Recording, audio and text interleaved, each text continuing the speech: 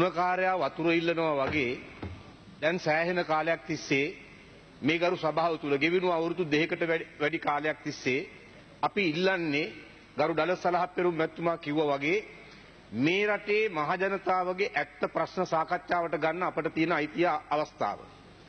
ඔබතුමා කිව්වා සන්ධානයට වෙන් කරපු කාලෙන් 55ක් ඒ කියන්නේ මුළු පාර්ලිමේන්තුවේ විවාදයට වෙන් වෙන කාලෙන් 15ක පමණ ප්‍රමාණයක් අපිට ලබා දෙනවායි කියලා.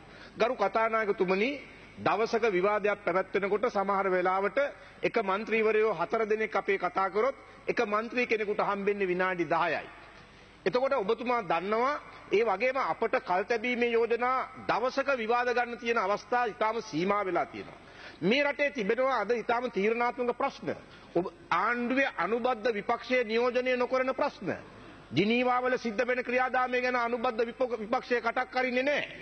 මේ රටේ බුද්ධි අංශ හිරගත කරලා තියෙනවා අනුබද්ධ විපක්ෂය කටක් කරින්නේ නැහැ. මේ ආණ්ඩුවේ බටහිරත් එක්ක යන ගමන ගැන ආණ්ඩුවේ අනුබද්ධ විපක්ෂය කටක් කරින්නේ නැහැ.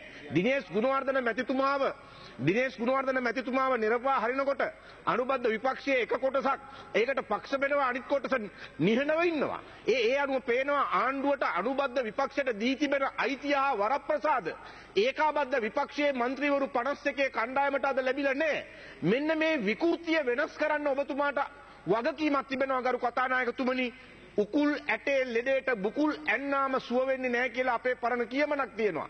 දෙමළ ජනවහර එහෙම කියමනක් තියෙනවා. උකුල් ඇටේ තියෙන ලෙඩේට බුකුල් ඇන්නම බුකුල් කියන්නේ ගුස්ති ඇල්ලුවම පහර දුන්නම ඒක සුව වෙන්නේ නැහැ. ඒකට අදාළ නියමිත ප්‍රතිකර්මය දෙන්න ඕන ගරු කතානායකතුමනි. නියමිත ප්‍රතිකර්මය දුන්නොත් තමයි මේ සභාව නිරෝගීව පවත්වාගෙන යන්න ඔබතුමාට පුළුවන් වෙන්නේ. ඔබතුමාගේ ගරුත්වය ආරක්ෂා කරගනිමින් ඔබතුමාගේ ගරුත්වයට ගරු කරමින් මේ සභාවේ අපට හිමි මහජන නියෝජිත වගකීම් ඉටු කරන්න අපට හැකියාව ලැබෙන්නේ. ඒ නිසා ගරු කතානායකතුමනි මේක දේපල නඩුවක් නෙවෙයි. මේක දික්කසාද නඩුවක් නෙවෙයි. මේක මේ අධිකරණ ක්‍රියාදාමයකට අයිතිකාරයක් හැටියට තමුන්වහන්සේ පටලවා ගන්න එපා. එක්සත් ජනතා නිදහස් සන්ධානය කියන්නේ පළල් දේශපාලන පෙරමුණක්. දේශපාලන පක්ෂ ගණනාවකකින් සමන්විත වෙච්ච පෙරමුණක්. ජාතික ආණ්ඩුව කියන දීගෙට ගිහිල්ලා තියෙන ශ්‍රී ලංකා නිදහස් පක්ෂයත් එක්සත් ජාතික පක්ෂයත් පමණයි.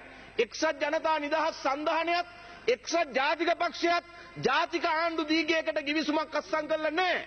ඒ නිසා ඒ බැඳීමට එක්සත් ජනතා නිදහස් සන්ධානයේ සිටින ශ්‍රී ලංකා නිදහස් පක්ෂය නොවන අනෙත් පක්ෂවලට කිසිම ගැට බැඳීමක් නැහැ ගරු කතානායකතුමනි. පළමුව ඒක පිළිගන්න.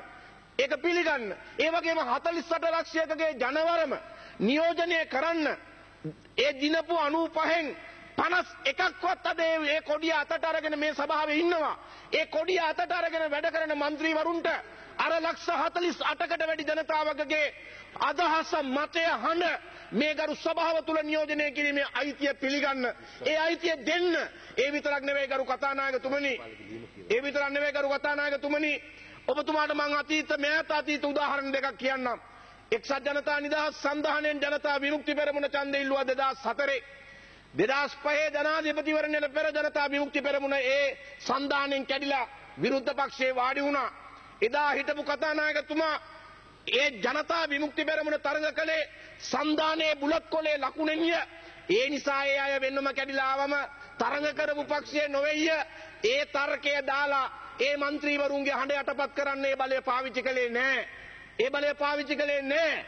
ඒ නිසා ගරු කතානායකතුමනි එදත් ඇහුවනම් ඒ කතානායකතුමා සන්ධානයෙන් තමුන්නාන්සලා කැමතිද මේගොල්ලෝ අපි පිළිගන්නවට කියලා සමහර විට ලියුමක් එවන්න පුළුවන්. නෑ අපි ඩිවෝස් එක දෙන්නේ නෑ කියලා. එහෙම කියන්න පුළුවන්. සමහරවිට ජනතා විමුක්ති පෙරමුණ කියන්න පුළුවන්. එහෙම කියන්න අයිතියක් නෑ. අපිත් එක්ක ගිවිසුමක් තියෙනවා. ගිවිසුමෙන් පිළියරන් තියෙනවා අපිට ඕන වෙලාවට දික්කසාද වෙන්න. ඒ විවාදේ එන්න පුළුවන්. ඒ විවාදේ යන්න වෙන්නේ උසාවියට. ඒ නිසා එතන උසාවි ප්‍රශ්න මෙතනට පටලව ගන්න එපා. മന്ത്രിවරු තරඟ කළේ කුමන පක්ෂයක කුමන ලකුණකින් වුණත් ඒ අයට දේශපාලන මත අනුව Taman නියෝජනය කරන මහ ජනතාවගේ මතය පරිදි ඒ වෙනස් වීමට තියෙන අයිතිය බැහැර කරන්න එපා. ඒ වෙනස් වීමට තියෙන අයිතිය පිළිගන්නවා නම් ඒ අයිතියට අදාළ වගකීම් සම්භාරය ඉටු කිරීමේ යුතුයකම හා වගකීම පිළිගන්න. ඒකට අවස්ථාව දෙන්න. ඒ විතරක් නෙවෙයි ගරු කතානායකතුමනි අපි දිගින් දිගටම මේ කාරණේ කිව්වත් තමුන්නාන්සේ හැමදාම එකම පිළිතුරක් දීලා මේක විසඳන්න බෑ. මේ සභාව අපටත් ඕන නිරෝගීව ඉදිරියට පවත්වාගෙන යන්න. මේ සභාව අපට ඕන මේ රටේ දැවෙන ප්‍රශ්න සාකච්ඡා කරන මණ්ඩපයක් බවට පත් කරගන්න. ඒ නිසා ඔබතුමාගෙන් මම ඉල්ලන්නේ මම එදත් කිව්වා ඔබතුමා එකට කොළඹ මහනගර සභාවේ ඔබතුමා නගරාධිපති වෙනකොට මම නාගරික මන්ත්‍රීවරයෙක් ඔබතුමා පළාත් සභාවට එනකොට මමත් ඔබතුමා සමගම පළාත් සභාවට ආවා. ඔබතුමා පාර්ලිමේන්තුව එනකොට මමත් ඔබතුමා සමගම පාර්ලිමේන්තුව ආවා. එදා ඉඳන් එක දිගට ඔබතුමාත් මමත් මේ මහජන නියෝජිතයෙකු හැටියට අපි මේ භූමිකාව ඉටු කරනවා. ගරු කතානායකතුමනි අපි මහජන නියෝජිතයන් බවට පත් වෙලා ඉන්නේ තමුන්නාන්සලා දී තිබෙන ප්‍රමාණයට වැඩ කරලා යන්න නෙවෙයි. තමුන්නාන්සේ කියන සියල්ලට හරි හෝ වැරදි සියල්ලට අවනත වෙලා ඒ සියල්ලට යටත් වෙලා මහ ජනතාවගේ හඬ නියෝජනය නොකර මෙතනින් මේ හම්බ වෙන කීයක් හරි අරගෙන දවසක් නියෝජනය කරාම හම්බ වෙනවා දැන් 20000ද කීයද 2500ක් හම්බ වෙනවා. මේ 2500 හිඟා කන්න නෙවෙයි අපි මේ සභාවට එන්නේ. පාර්ලිමේන්තු කැන්ටිමෙන් කාලා යන්න නෙවෙයි අපි මේ සභාවට එන්නේ. අපට ඕන මෙතන අපේ මහා ජනතාවගේ මතය නියෝජනය කිරීමේ සුද්ධ වූ අයිතිය අවස්ථාව ඒක නීති තර්ක වලින් දික්කසාද නඩු තර්ක වලින් දේපල ඉඩකඩම් තර්ක වලින් යට කරන්න එපා. ඒ එක යට කරන්න එපා. ඒක යට කිරීම යුක්ති සහගත නෑ. ඒ විතරක් නෙවෙයි විජයමු ලොකු බණ්ඩාර කතානායකතුමා ඉන්නකොට මම ඇතුළු මන්ත්‍රීවරු 10ක් 11ක් ඉවත් වුණා ජනතා විමුක්ති පෙරමුණේ. මේ සභාවේ මම පාර්ලිමේන්තුවේ පැය දෙකකට ආසන්න කාලයක් කතාවක් කරලා ඉවත් වුණා.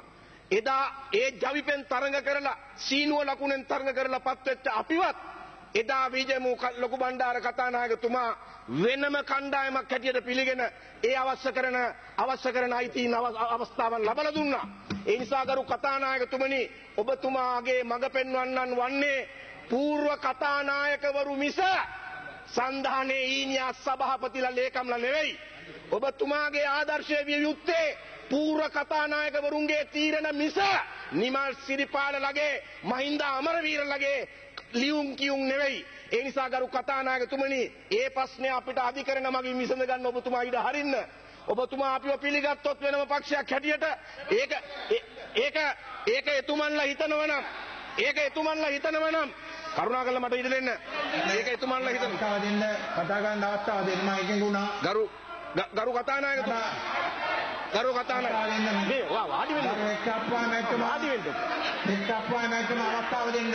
ගරු මම ස්තුතිවන්ත වෙනවා ගරු කතානායකතුමනි. අපුවා මෙතුමා මම ඉවර කරනවා. ගරු කතානායකතුමනි මම කියන දේ අවසාන කරන්න මට ඉඩ දෙන්න. ගරු කතානායකතුමනි මම කියන්නේ අපිව ඔබතුමා එසේ පිළිගැනීම නීතිය කඩකිරීමක් නම් ඒ අයට උසාවිය යන්න පුළුවන්. අපිට විරුද්ධව පියවර ගන්න පුළුවන්. ඒකට ඒ අයට තියෙන අයිතිය ඔබතුමා ඉඩ දෙන්න. ඒක ඒ විදියට විසඳ ගන්න ඉඩ හරින්න. මේ සභාව ඒ අයගේ ලියුම් කියුම් කරදාසි මත තීරණ ගන්න තැනක් නෙවෙයි. මේ සභාවේ මූලිකයා ඔබතුමා ඒ මූලිකයා හැටියට මේ 225න් 51කගේ අයිතිය ජාතික නිදහස් පෙරමුණේ മന്ത്രിවරු 5කගේ අයිතිය පිළි අරගෙන ඒ පිළිගැනීම මත කටයුතු කරන්න කියන එක නැවතත් ඉතාම ඕනෑකමින් ඉල්ලනවා. ඒ වගේ මේක නොසලකා හරිමින් යනවා නම් මේ සභාව නිරෝගීව පවත්වාගෙන යන්න ඔබතුමාට කිසි ලෙසකින්වත් හැකි වෙන්නේ නැහැ කියන එකත් මම අවධාරණය කරනවා ගරු කතානායකතුමනි.